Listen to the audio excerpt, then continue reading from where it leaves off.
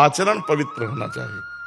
ये हमें लाभ मिलना चाहिए कि हमारे आचरण पवित्र हो, हमारे हृदय में भगवत सुमिरन चल रहा है, हम समाज को भगवत स्वरूप मानकर सेवा कर रहे हैं। हमारे चरित्र में यदि सुधार नहीं हुआ तो हम उसे भक्ति नहीं मानते।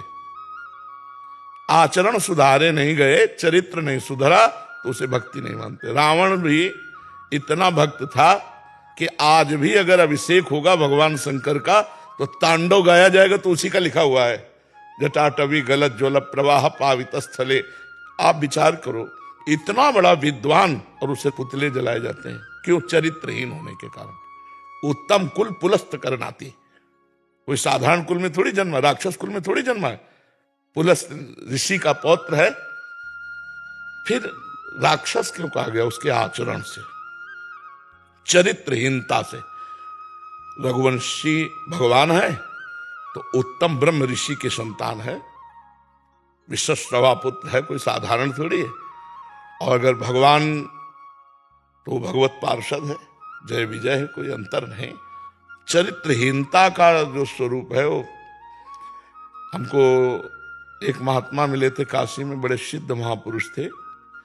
नई अवस्था हमारी थी, हमारा जोर से हाथ पकड़ा, ऐसे बड़े भावावेश में रहते थे। अब हमें अंग्रेजी आती नहीं, तो उन्होंने कहा था कि बाद में हिंदी का संत जो गए थे उन्होंने बताया था, वो ऐसे कुछ बोल रहे थे, गुड करेक्टर ऐसे कह रहे थे, जिसका चरित्र सही है वही ठीक है, और जो चरित्रहीन हो, कोई भी हो, कुछ भी हो, हम उसे नहीं मानते।